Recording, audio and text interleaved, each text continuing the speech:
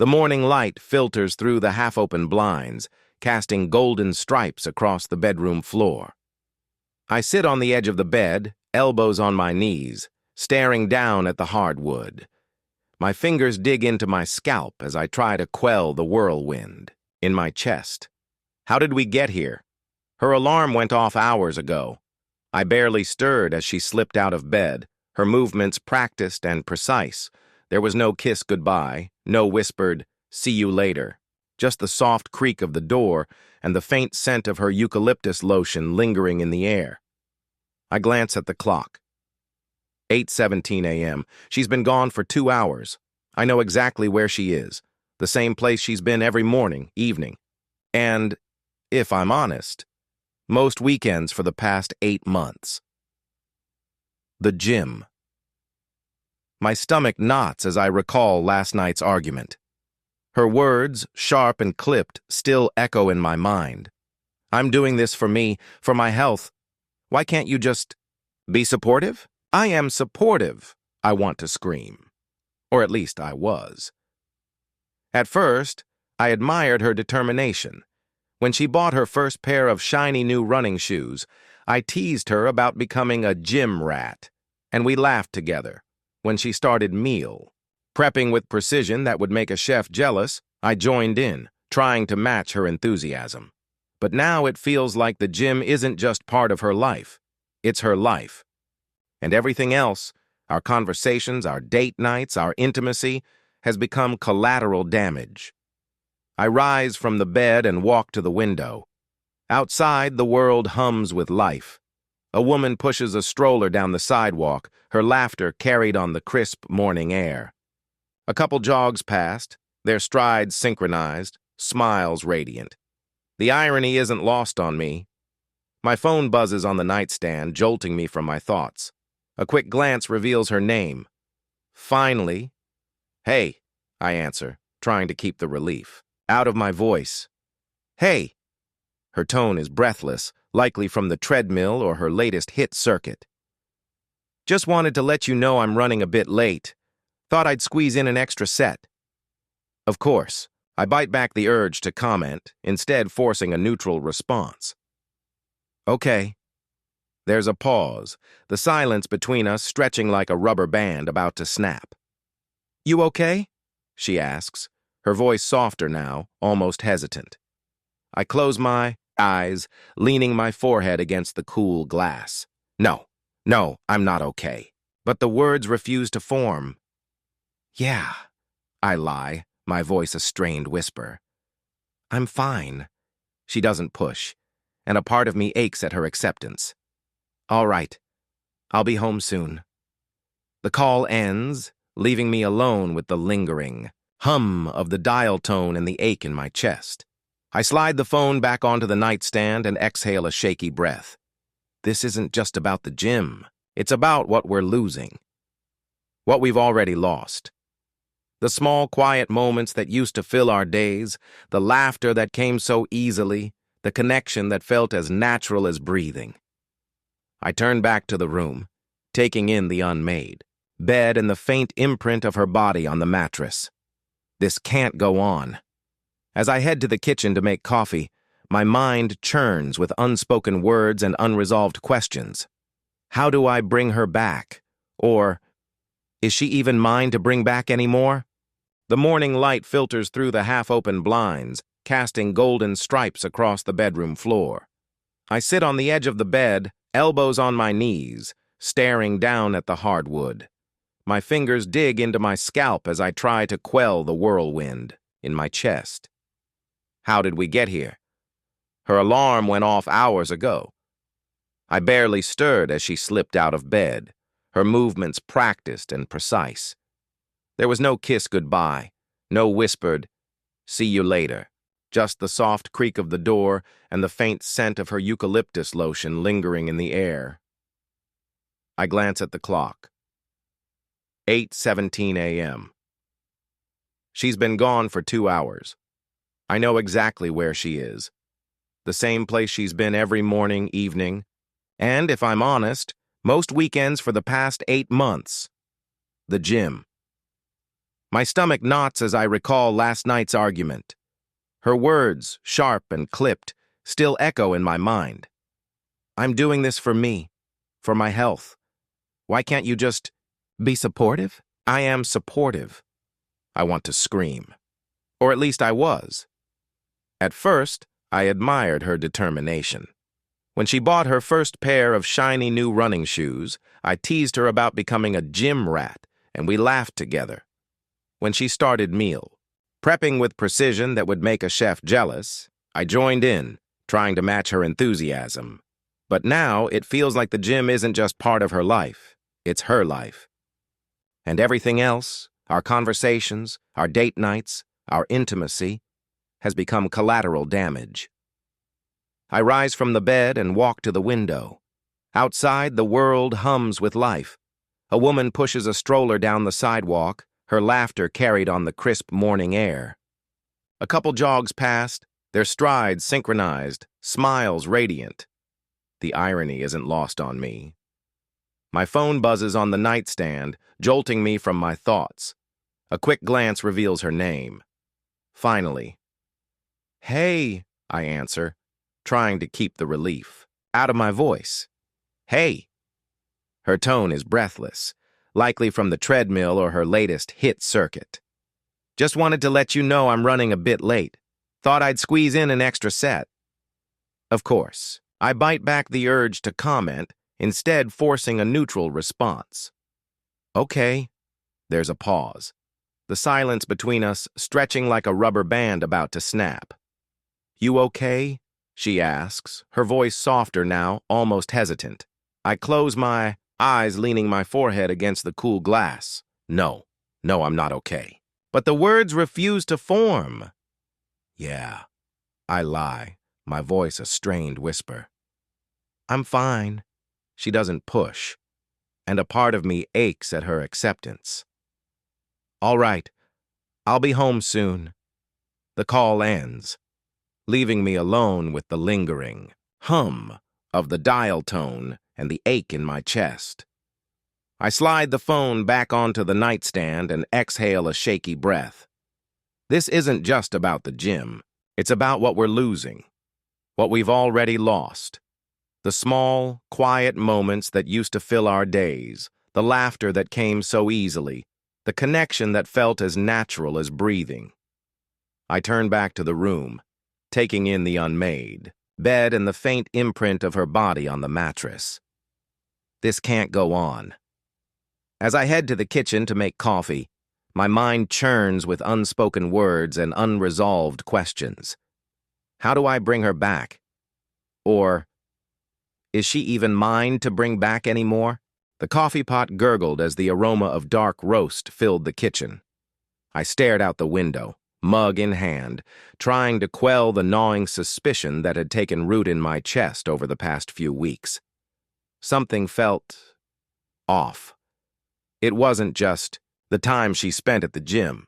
It was the way she talked about it, about him, Mark, her trainer.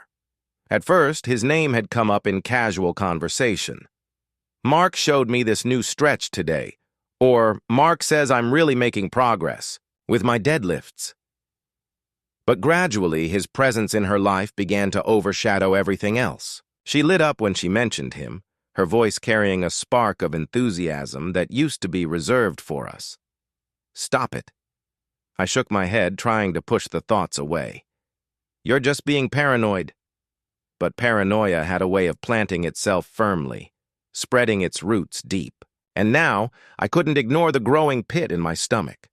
I pulled out my phone, scrolling aimlessly through my messages. Her last text was from an hour ago. "Just finishing up, see you soon." No heart emoji, no smiley face, just clinical. As I sipped my coffee, a thought crept into my mind, one I couldn't shake. I grabbed my keys and jacket, my heart pounding in my chest as I headed to the gym. The parking lot was half empty when I arrived. Her car was there, parked in its usual spot near the entrance. I sat in my own car for a moment, staring at the neon gym logo glowing against the gray morning sky. "You don't want to do this," I told myself. "You're just going to make things worse." But my feet moved before my mind could catch up. I pushed through the glass doors, the smell of sweat and rubber hitting me instantly. The rhythmic clang of weights and the hum of treadmills filled the air, but I barely noticed. My focus was on finding her. The front desk attendant barely glanced at me as I made my way inside. I scanned the rows of machines and mirrored walls, my pulse quickening with every step. And then I saw her. She was in the far corner of the gym, leaning against a bench press station, and she wasn't alone. Mark stood beside her, his hand resting lightly on her shoulder as he said something that made her laugh. The sound cut through me like a knife. She tilted her head up to him, her expression soft, her body language intimate. I froze, my feet rooted to the spot as I watched them. Mark reached out, brushing a strand of hair from her face, and she didn't flinch. If anything, she leaned into his touch. My hands clenched into fists at my sides, nails digging into my palms. I felt like I was underwater, every sound muffled, every movement sluggish. My world narrowed to that small, damning interaction, a moment that confirmed everything I'd been too afraid to admit. I don't know how long I stood there, watching as they exchanged smiles and lingering glances. It felt like hours, though it was probably only seconds. Finally, I turned and walked out, the cold air hitting me like a slap as I stumbled back to my car. Back home, I sat at the kitchen table, staring at the now cold coffee in my mug. The image of her and Mark played on a loop in my mind, each replay cutting deeper. My chest felt hollow, my breath shallow. How long? The question echoed. In my head, unanswered and unanswerable. When she came home later, I was still sitting there, my hands gripping the edge of the table. She walked in, gym bag slung over her shoulder, her cheeks flushed from exertion, or maybe something else. "Hey," she said casually, dropping her bag by the door. "You've been sitting here all day?" I looked up at her, my throat dry. "We need to talk." Her smile faltered. She hesitated, then walked over to the counter to grab a glass of water. "Okay, about what?" I studied her. The woman I'd loved for years, now a stranger in so many ways. The words caught in my throat, a mix of anger, pain, and betrayal, threatening to choke me. "I went to the gym today," I said finally, my voice low. Her hand froze, mid-reach for the glass. She turned to face me, her expression carefully blank. "You... what?" "I saw you," I continued, my voice trembling, "with Mark." Her eyes widened, then narrowed, her defenses going up instantly. "You were spying on me?" "I didn't plan to, but now I'm glad I did."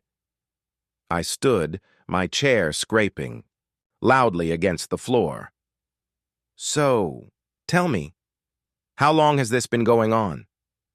Her silence was deafening. She stared at me, her lips pressed into a thin line, her eyes filled with something I couldn't quite place. Guilt, maybe, or defiance. "Answer me!" I slammed my hand on the table, the sound reverberating through the room. She flinched but didn't look away, and then, finally, she spoke. "It wasn't supposed to happen," she said, her voice barely a whisper. "But it did." The room seemed to tilt, the weight of her words crushing me. I stared at her, searching for something, remorse, explanation, anything that could make this hurt less.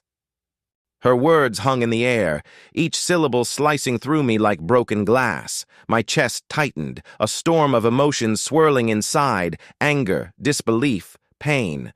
I took a step back, needing space, needing air. "What do you mean, it happened?" I asked, my voice low and strained, as if any louder would shatter the fragile thread holding me together. "Did you think that would make it okay? That it would explain this?" She looked down at her hands, twisting her wedding ring, a gesture so familiar yet now so foreign. I didn't plan it, she murmured. It started small. Conversations, advice, encouragement, and then what? I cut in, my voice sharper now. You decided he was worth throwing everything away for? Her head snapped up, eyes brimming with tears. It wasn't like that, she exclaimed, her voice cracking. I didn't mean for it to go this far. I didn't. She stopped, the words choking in her throat. I stared at her, my hands shaking, my breath uneven. The woman I loved, the woman I thought I knew, stood before me, a stranger cloaked in betrayal. You didn't mean for it to go this far? That's all you have to say? Tears spilled down her cheeks as she stepped closer, reaching out for me. I'm sorry, she whispered. I never wanted to hurt you. I took another step back, her outstretched hand falling, limply to her side. You didn't want to hurt me, but you did, I said, the words heavy with the weight of my pain. Every time you laughed with him, every time you chose him over us, you hurt me. Her shoulders sagged, the weight of her guilt pressing down on her. It wasn't about choosing him, she said, her voice trembling. I felt lost, empty. The gym became my escape, and Mark, he made me feel seen. I didn't know how to tell you. I didn't know how to fix what was broken between us. I laughed bitterly, the sound hollow and bitter. So instead of fixing it, you decided to destroy it? Her tears fell harder, her sobs shaking her frame. I know I messed up, she said. I know I don't deserve forgiveness, but I'm begging you, please don't give up on us. Her plea echoed in the silence that followed, a fragile thread of hope dangling between us. I wanted to scream, to shout, to demand answers that would never satisfy the gaping hole in my chest. But instead I sat down, burying my face in my hands. Why? I whispered, more to myself than to her. Why wasn't I enough? She knelt beside me, her hands trembling as she placed them on mine. You were, she said softly, her voice breaking. You are. This was never about you. It was my own insecurity, my own failure to communicate. I let it spiral, and I'm so sorry. I pulled my hands away, the pain too raw, too fresh. I need time, I said, my voice hoarse. I can't do this right now. She nodded, wiping her tears as she stood. I'll give you whatever you need, she said quietly. I'll fight for us, even if I have to start from nothing. As she walked out of the room, her footsteps soft and hesitant, I sat there, in the heavy silence, my thoughts a chaotic mess. The woman I loved had betrayed me, but the part that scared me most wasn't her infidelity. It was the tiny, persistent voice in the back of my mind, whispering, can we ever go back? Or is this the end? The hours that followed were a blur. I sat in the quiet of our living room, the weight of her confession pressing down on me like a boulder. The house felt suffocating, the walls too close, the air too thick. Every corner seemed to hold a memory. Her laughter echoing in the kitchen. The nights we spent curled up on the couch, the mornings when the world felt distant, and it was just us. But now, even those memories felt tainted. By late evening, the light outside had dimmed, and the house was cast in shadow. My phone buzzed on the table, startling me from my thoughts. I glanced at the screen. It was her. I hesitated, my thumb hovering over the screen. The message preview was short. I'm staying with my sister tonight. Take all the time you need. I put the phone down without responding. Time. It sounded like a simple solution, but how much time could fix what was broken? Could anything? The next morning, I woke to the sound of rain tapping against the window. Sleep had been elusive. My dreams plagued by images of her and Mark, laughing, touching, betraying me in ways I couldn't unsee. I needed clarity, and I wasn't going to find it here, lost in the echo chamber of my thoughts. I grabbed my jacket, keys, and wallet and headed out, letting the rain soak through me as I made my way to a nearby coffee shop.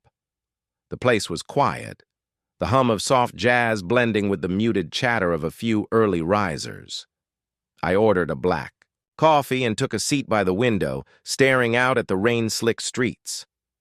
My mind wandered back to her words, her tears, the look on her face when I'd asked her why. She hadn't hesitated to admit her guilt, but the way she talked about Mark, it wasn't just about physical attraction. It was about connection. She'd found something in him that she felt was missing in us. And that realization stung more than anything. As I sat there trying to untangle my emotions, a voice broke through my thoughts. "Mind if I join you?" I looked up to see Chris, a close friend I hadn't seen in months. He was holding a coffee, his usual easygoing smile replaced by a look of concern. "You look like you've been through it," he said, gesturing to the chair across from me. I nodded, motioning for him to sit. "That obvious?" He chuckled softly. "You're not exactly hiding it. What's going on?" For a moment, I hesitated. But Chris and I had been friends since college. If there was anyone I could talk to, it was him. I took a deep breath and told him everything, from her obsession with the gym to her confession about Mark. As I spoke, the weight on my chest seemed to lighten, if only slightly. When I finished, Chris leaned back in his chair, his expression thoughtful. "That's heavy, man," he said. "I'm sorry you're going through this." "Yeah," I muttered, running a hand through my hair. I don't know what to do. Part of me wants to walk away, but another part..." I trailed off, my voice cracking. "Still loves her," Chris finished for me. I nodded, swallowing hard. He sighed, taking a sip of his coffee. "Look, I'm not going to tell you what to do, but I will say this. Love isn't always enough to fix something. You both have to want it, and you both have to work for it. If she's willing to put in the effort, maybe there's a chance. But if not..." He shrugged, letting the implication hang in the air. I nodded slowly, his words sinking in. "Thanks, Chris. I needed to hear that." He smiled, clapping me on the shoulder. "Any time. Just remember, whatever you decide, it's your choice, no one else's." When I returned home, the house felt even quieter than before. Her absence was palpable, like a void that couldn't be ignored. I stood in the doorway for a long moment, looking around at the life we'd built together. I didn't have all the answers yet, but one thing was clear. I couldn't keep living in limbo. It was time to decide if this marriage was worth saving, or if it was time to let go. The day slipped by in fragmented moments. I wandered through the house aimlessly, each room holding pieces of the life we'd shared. The photos on the mantel, the books on the shelf, even the dent in the couch where we'd spent countless nights, it all felt like a ghost of something that was no longer real. By evening, I found myself sitting at the kitchen table again, the same spot where I'd confronted her the day before. In front of me was a blank sheet of paper and a pen. I didn't know what I intended to write, but something about the physical act of putting words down felt necessary, as though clarity might come with each stroke of the pen. "I loved you. I still do." The words stared back at me, stark and unadorned. My hand hesitated before I continued. "But love isn't supposed to feel like this, like drowning in something you can't control. I gave you everything I had, but somewhere along the way, it wasn't enough. Or maybe we stopped being enough for each other." I paused, my chest tightening as I thought back to the countless moments we'd shared. The laughter, the arguments, the quiet evenings where nothing else mattered. Was all of it now just a prelude to this? I can't pretend I understand why you did what you did. Maybe I never will. and maybe that's okay. But what I need to know is whether you're still here, not just physically, but emotionally. Are you still in this? Are we still in this? The pen hovered over the paper as a lump formed in my throat.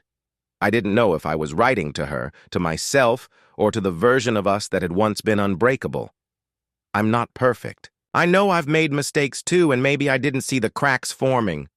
But you should have told me. You should have trusted me enough to let me in before it came to this. The tears came then, silently sliding down my face as I finished the letter. If there's anything left between us worth fighting for, I'll fight. But I need to know if you're willing to do the same, because I can't do this alone. I folded the paper neatly and left it on the kitchen counter, unsure if I'd ever give it to her. Maybe it was just for me, a way to process the storm raging inside. The sound of the front door opening jolted me from my thoughts. I turned to see her standing in the doorway, her eyes swollen from crying, her shoulders slumped as if the weight of her guilt had finally crushed her. "Hi," she said softly, her voice barely audible. I didn't respond right away, my gaze locked on her as I searched for something, anything that might guide me. Her presence stirred a mix of emotions, anger, sadness, love, and an ache that felt like it would never go away. "I wasn't sure if I should come back tonight," she said, stepping tentatively into the room. "But I couldn't stay away. I needed to see you."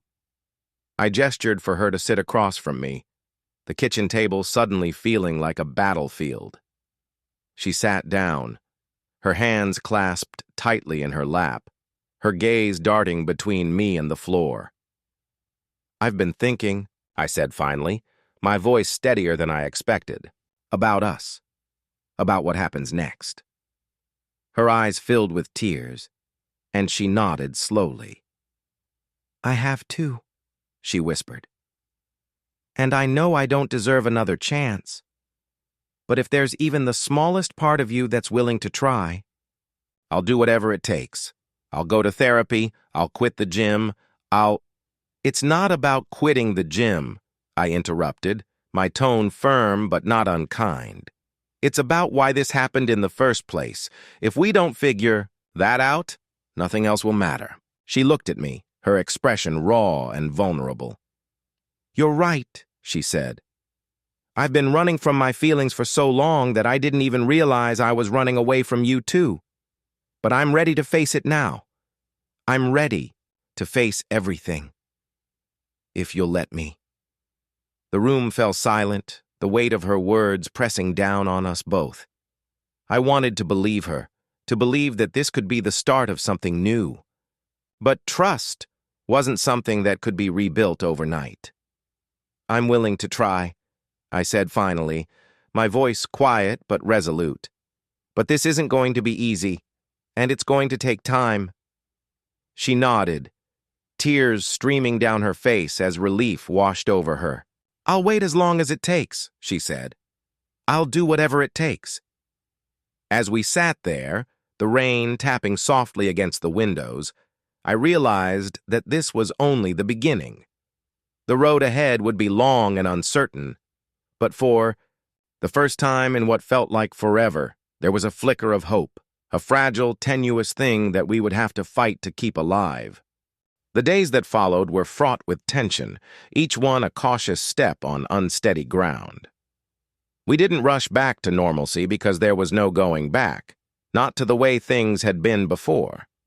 Instead, we moved forward with hesitancy, like two strangers navigating a relationship they once knew intimately, but now felt foreign.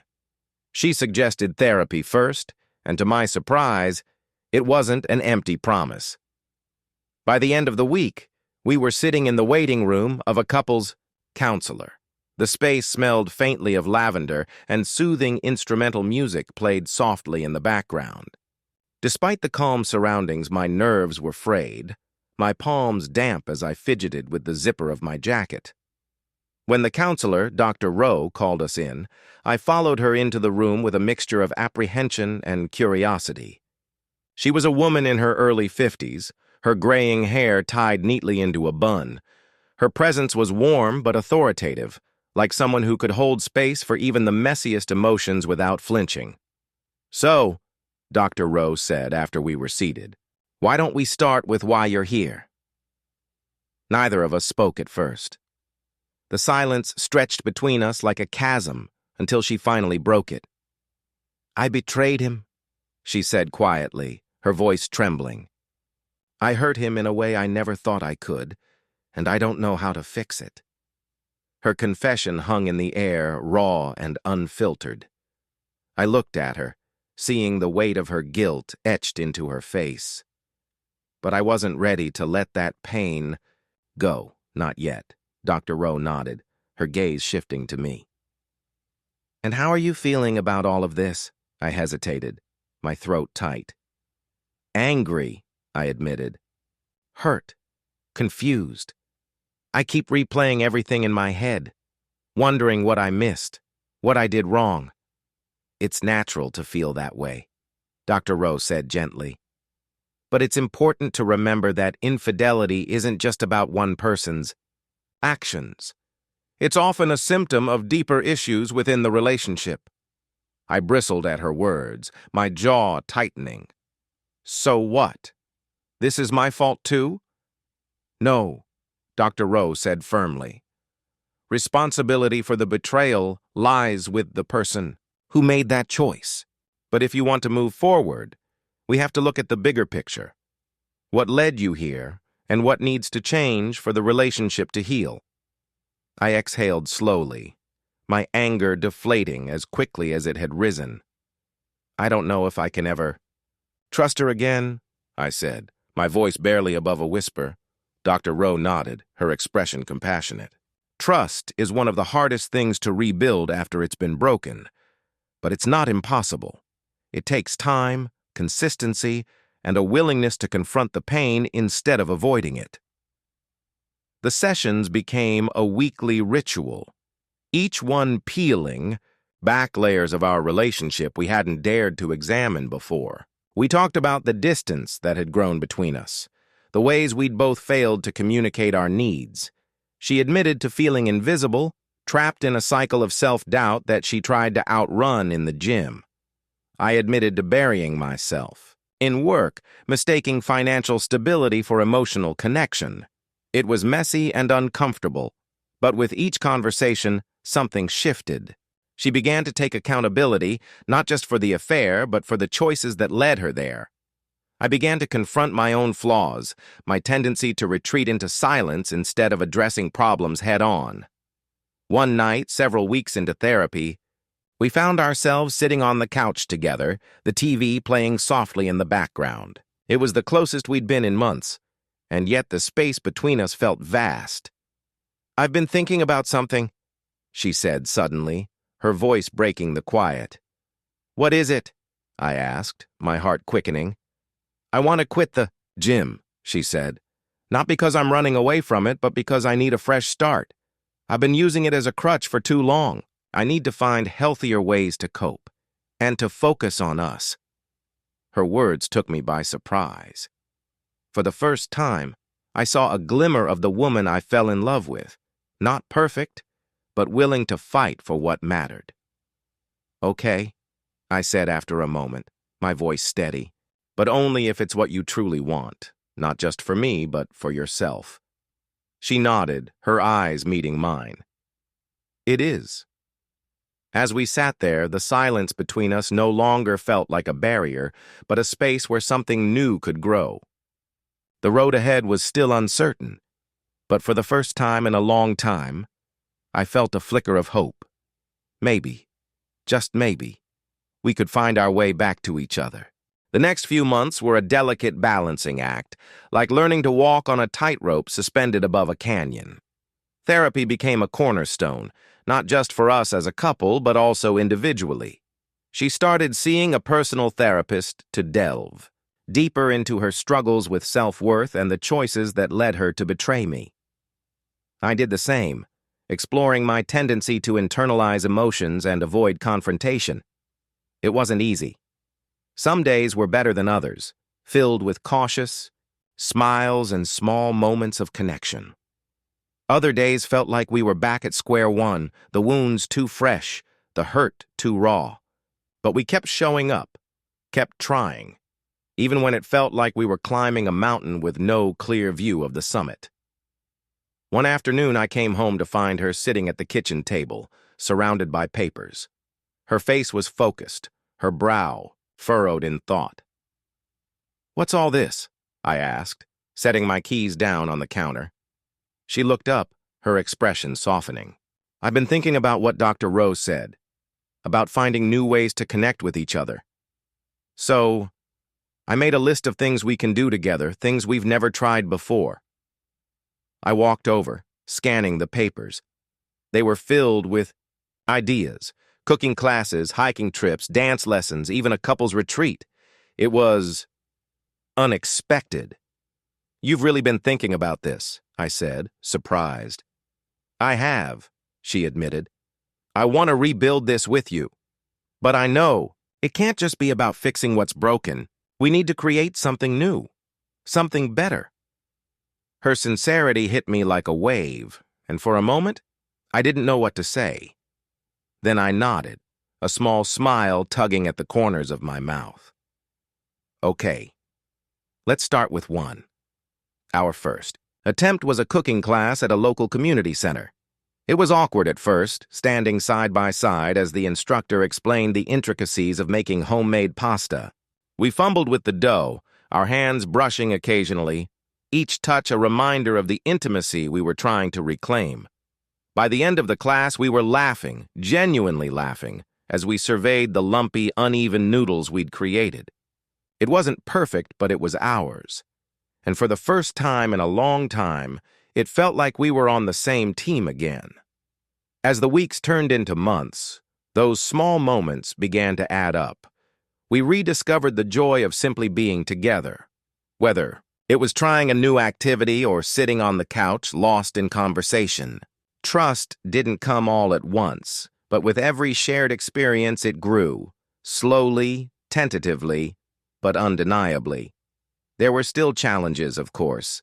There were still nights when the weight of the past pressed down on us, when doubts and insecurities threatened to pull us apart.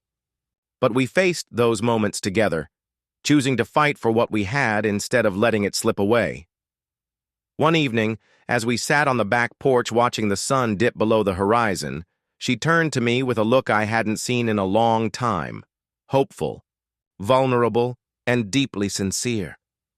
"I know I can't erase what happened," she said softly, "but I hope I've shown you that I'm all in, that I'll never take us for granted again." I reached for her hand, lacing my fingers through hers. "You have," I said, my voice steady, "and so have I." The silence that followed wasn't heavy or uncomfortable. It was peaceful, filled with the unspoken understanding that while we couldn't change the past, we had the power to shape our future, together.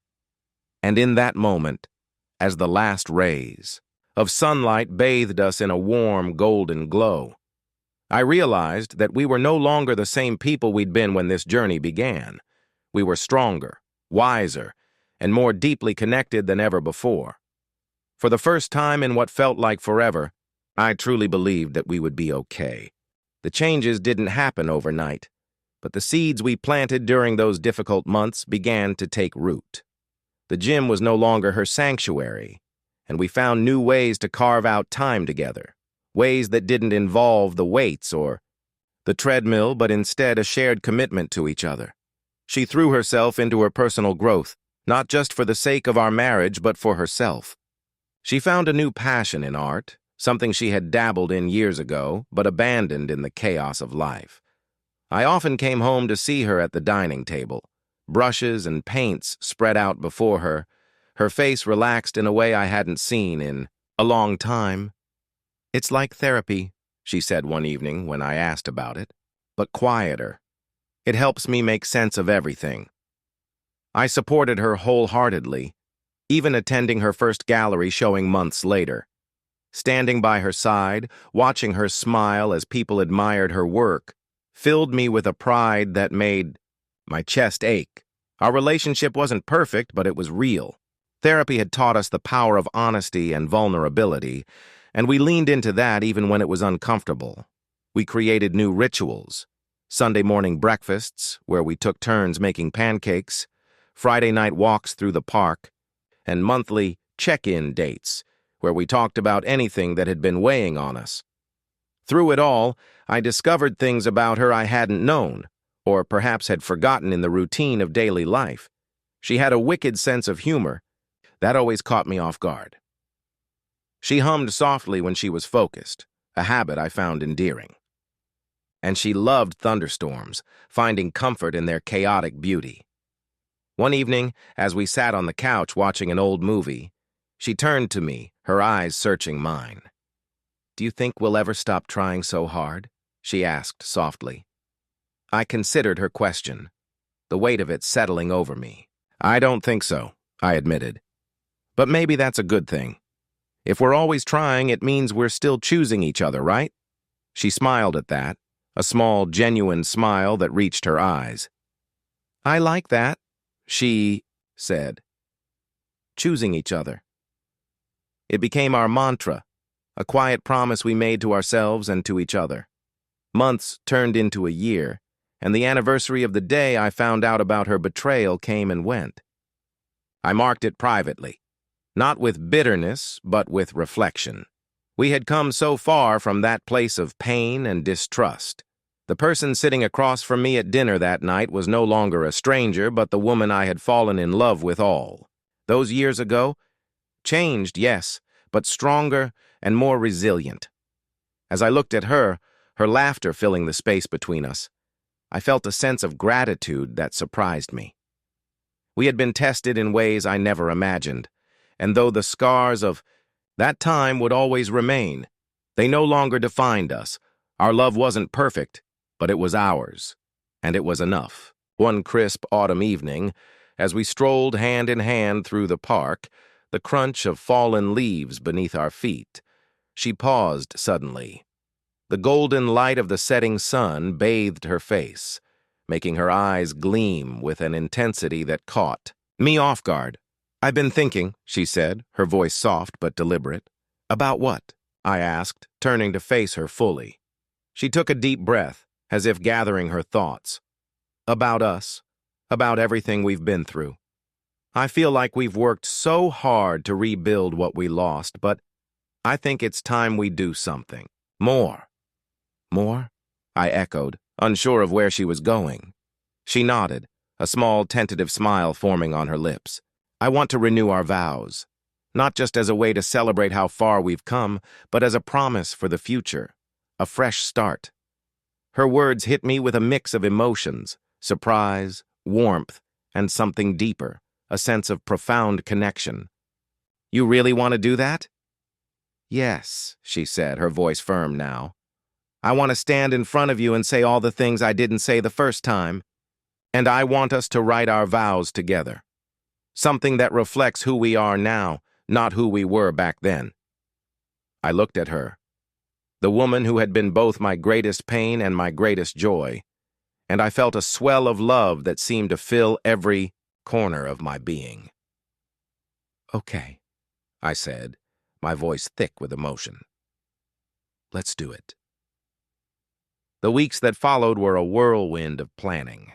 We decided on an intimate ceremony, just close family and friends in the backyard of the home we had. Worked so hard to keep together. She threw herself into the details with a passion that reminded me of her old gym fervor, but this time it was different. It wasn't about escape, it was about celebration. We worked on our vows late at night, sitting across from each other, at the kitchen table with mugs of tea and stacks of crumpled paper. There were tears and laughter as we reflected on our journey, and by the time we finished, our words felt like a shared heartbeat, a testament to the love that had endured. The day of the ceremony dawned clear and cool, the kind of autumn day that felt like a gift. She looked radiant in a simple ivory dress, her hair loose and curling over her shoulders. As she walked toward me, the faint scent of lavender in the air, I felt a lump form in my throat. This time, when we stood before each other, there was no fear, no hesitation. Her vows were raw and heartfelt, speaking of redemption, forgiveness, and an unshakable commitment to the life we were building. When it was my turn, I spoke of resilience, of choosing love even when it felt impossible, and of the unbreakable bond we had forged through our struggles. As we exchanged rings once more, a quiet stillness settled over us, the weight of the moment sinking in. The applause from our friends and family felt distant, like a backdrop to the intensity of her gaze as she whispered, "I love you." "I love you too," I said, pulling her into my arms. In that embrace, I felt something I hadn't in a long time: peace. We weren't perfect, and we never would be. But we were here, together, and that was enough. The night ended with laughter and dancing under twinkling lights. Our loved ones gathered around us. As we swayed to a slow melody, her head resting on my shoulder, I whispered, "Here's to us." She looked up at me, her eyes shining with tears and something even brighter: hope. "To us," she said, her voice steady and sure. And for the first time in a long time, the future felt like a promise worth keeping. Months passed, and the changes that had taken root in our lives began to feel permanent. We had become different people, people who were no longer running from the past but had learned to live with it, acknowledging its scars and embracing the lessons it had brought. One evening, as we sat on the porch, the air crisp with the first bite of winter, she turned to me with a contemplative look in her eyes. I had grown accustomed to her pensive moods, but this one felt different, more profound, as if she were on the cusp of an important realization. "Do you ever feel like we're ready for something more?" she asked, her voice soft but steady. Frowned slightly, unsure of where she was going with this. "What do you mean by more?" She took a deep breath, looking out at the darkened horizon where the last traces of daylight lingered. "I've been thinking about the future again, about us, and I think I'm ready to fully let go of everything that used to hold me back, to stop hiding behind old habits or fears. I want to build something new, something that's ours, beyond just surviving, something more alive, more vibrant." Her words lingered between us, heavier than the silence that followed. It was an invitation, a challenge almost, one I hadn't expected, but one I felt in my bones. "I'm ready for that, too," I said quietly, squeezing her hand. "But what do you mean exactly? What are you thinking?" She glanced at me, a mix of excitement and uncertainty in her gaze. "I've been thinking about having a baby." The words hung in the air, delicate and weighty. I didn't immediately know how to respond. It wasn't that I hadn't thought about it before. It was something we'd talked about, even dreamed about, in those quiet moments of reconnection after the storm had passed. But now, here she was, saying it with such certainty, and I felt a quiet swell of hope. Could we really be ready? Were we really ready to step into that next phase together? "You really want that?" I asked, the weight of her declaration sinking in. She nodded, her gaze unwavering. "I do. I want to build a family with you, a life that's not just about what we've been through, but about what we can create together." There was a stillness in the air between us, the soft sound of the wind rustling through the trees as I took her words in. Could we do it? Could we finally take that step and embrace the future with all its uncertainties without letting fear control us? I think I'm ready for that too," I said, my voice more sure than I'd expected. "I think we've built something strong enough to bring life into, something that can withstand anything." Her eyes softened as she leaned in, her forehead resting against mine. "We've already weathered the storm. I believe we can do anything now." The months that followed were filled with a quiet anticipation, a shared excitement about what lay ahead. There were moments of nerves, of course. The fears of not being good enough, of not knowing if we were truly prepared for the next chapter. But those fears didn't hold us back. Instead, we allowed them to fuel us, to push us into new territories where love and trust could flourish, even more. As the weather turned warmer, we found ourselves spending more time outdoors, hiking, taking trips to the beach, and finally, after all these years, allowing ourselves to dream freely again. The tension that had once governed our lives, my worries about her obsession with the gym, the doubts about our marriage, seemed to dissolve into the background. We didn't have all the answers, but we didn't need them. We had each other. One evening, as we sat by the fire pit in our backyard, the soft glow of the flames illuminating our faces, she leaned into me, her head resting on my shoulder. "I can't believe we're really doing this," she said, her voice thick with emotion. "We've come so far, haven't we?" "We have," I said, my hand absently tracing circles on her arm, "and I'm glad we're doing it, together." And just like that, everything felt right. All the pieces had fallen into place. The chaos of the past was behind us, and before us lay a new path, a path we would walk hand in hand, one step at a time. The journey wasn't over. It had only just begun. There would still be challenges. There always would be. But I knew, with every fiber of my being, that whatever the future held, we would face it side by side, unshaken, unbroken. And in that moment, beneath the night sky, with the warmth of the fire keeping us close, I understood what it meant to truly begin again. Together. The months that followed were filled with a quiet sort of joy. We began to live in the promise of the future, not just the weight of what had been. The decision to start a family wasn't just about the idea of becoming parents. It was about fully embracing what we were capable of together. The thought of bringing new life into the world was no longer a distant dream, but a tangible reality we were preparing for, each day building us closer to it. Spring arrived, gentle and coaxing, and with it came a sense of renewal. We were preparing in subtle ways, clearing space in the house for a nursery, discussing names, and laughing over the possibilities. These were the moments that felt like the heartbeat of our journey, a quiet affirmation that we were moving forward in sync.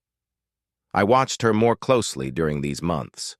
Her eyes had softened, but there was still a fire in them, a reminder of the woman I'd fought for, the woman I'd nearly lost.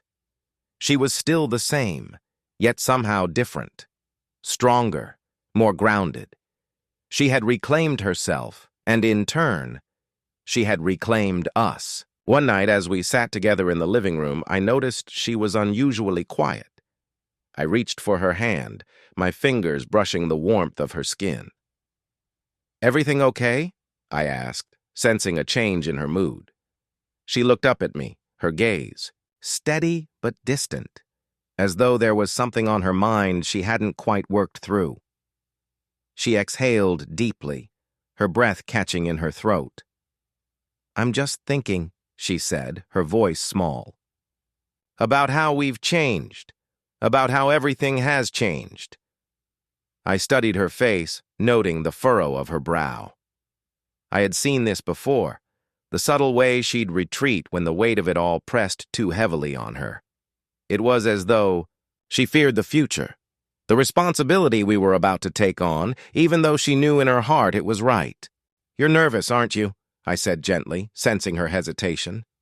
"I think we both are. This is huge. It's okay to feel unsure." She nodded slowly, her eyes flickering to the space around us, as if searching for answers in the familiar room. Sometimes I wonder if I'm ready. If we're ready.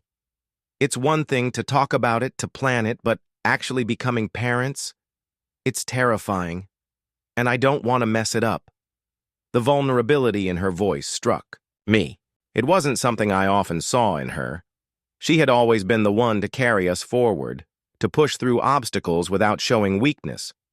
But now, the weight of the unknown was upon her too, and I understood her fear in a way that only time and experience could teach. "You're not going to mess it up," I said softly, my voice firm with certainty. "We're in this together, and we don't have to have all the answers right now. All we have to do is show up for each other every day, just like we always have." She looked at me, her eyes filled with gratitude and a softness I hadn't seen in years. Slowly, she smiled, the kind of smile that spread warmth through my chest. "You're right. We've already faced so much, and we've come out on the other side. I guess I just need to remember that." I brushed a lock of hair from her face, tucking it behind her ear. "We'll figure it out as we go. Together. We always do." In the weeks that followed, we settled back into the flow of everyday life, but there was a subtle shift, a quiet acknowledgement that something new was on the horizon. Our conversations began to revolve around the future, our hopes, our fears, the details that came with preparing for a baby. We were planning a life that we would soon share with someone who would be part of us in ways we could only imagine. And with every passing day, the weight of that possibility became less daunting and more exciting. It was a bright afternoon in midsummer when we found out. The test sat on the bathroom counter, its results clear and undeniable. My heart thudded loudly in my chest as I stared at it, then turned to her. Her eyes were wide, filled with disbelief and excitement. I can't believe it," she whispered, her voice trembling slightly. "We're going to be parents." Tears pricked at the corners of my eyes. This was it. We were on the edge of something incredible, something that would change us both in ways we couldn't even begin to comprehend. But I knew, deep in my bones, that we were ready. She stepped into my arms, and we held each other tightly. The world around us fading away for a moment. This wasn't just about the baby, it was about us. It was about the journey we had taken to get here, and the promise of all the beautiful moments that still awaited us. "We're ready," I whispered into her hair, my hands on her back, holding her close. She nodded against me, her voice filled with emotion. "Yes, we are." And as we stood there, in the quiet embrace of our shared realization, I knew that this new chapter, this new beginning, would be everything we had hoped for. The next few months seemed to blur into one another, each day a new reminder of the life we were about to create together. The house began to change, slowly but surely. The nursery took shape, pale yellow walls, soft plush toys, and a crib we'd chosen together, its wood smooth to the touch, warm under our fingers as we assembled it, our hands working in unison. There was a sense of anticipation in the air, thick and palpable, hanging like the scent of spring after rain. She glowed with a new energy. There was a quiet radiance to her now. Her body was shifting, but her spirit seemed lighter, as though the uncertainty that had clouded her for so long was lifting. And I watched her, each day a new discovery, not just of her, but of myself, too. The strength she exhibited, the way she held herself through the discomforts, the tenderness in her voice when she spoke of the future, it was as though I was falling in love with her all over again. But even in this beautiful chaos of preparation, there were moments when doubt would creep in. It wasn't the same kind of doubt as before, but a quieter, more insidious fear. Was I really ready to be a father? Could I live up to the image she had of me? Of us? There were moments, late at night, when I'd lie beside her, watching the rise and fall of her breath, and wonder what the future would look like. It wasn't that I feared becoming a father. It was the weight of the unknown. How would this new role change us? Would I be the man I wanted to be for her, for our child? One evening after dinner, we sat together on the couch, the room dimly lit by the soft glow of the table lamp beside us. She was lying with her head in my lap, her hand resting gently on her swollen belly, her skin warm and soft under my fingers. "Do you ever think about what it will be like?" she asked, her voice quiet, almost wistful. I tilted my head to look. At her, the question unexpected but real. "What do you mean?" "Life with the baby, when it's here. Will we still be us?" The uncertainty in her voice was something I'd rarely heard. I could feel her hesitation, her fear threading through her words. She'd been so strong, so sure of everything, and yet here she was, doubting us, this transformation we were about to go through. I gently stroked her hair, feeling the soft strands slip through my fingers. "We'll still be us," I said, my voice steady, though I felt my own uncertainties swirling beneath the surface. "We might change.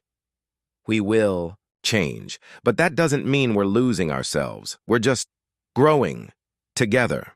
Her eyes met mine, and for a moment the world outside our little bubble seemed to disappear. She searched my face, her gaze searching for something. Reassurance, perhaps.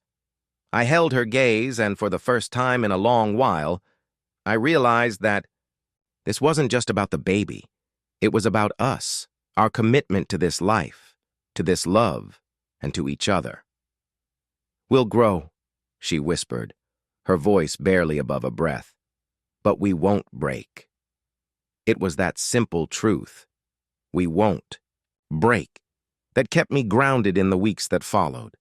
There were moments of overwhelm, moments where the stress of the future and the weight of the responsibilities threatened to pull us apart, but we held each other tight, even when we couldn't find the words.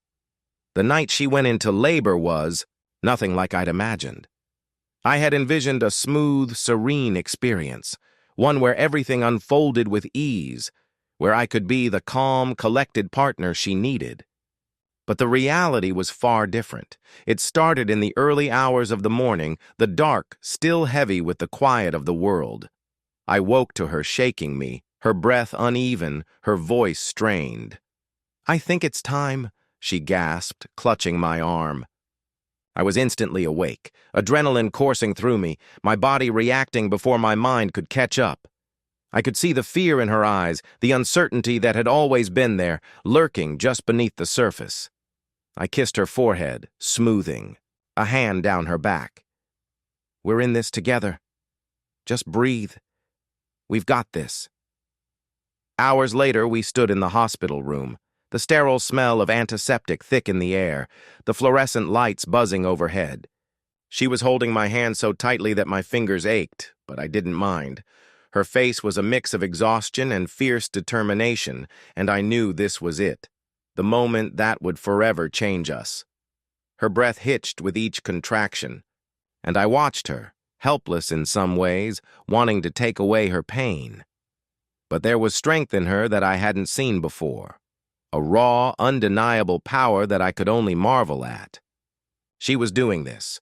She was bringing life into the world, and I was here, right beside her. When our son finally entered the world, his first cry was sharp, insistent, alive. I couldn't breathe for a moment, caught in the swell of emotion. That hit me like a wave, overwhelming and beautiful all at once.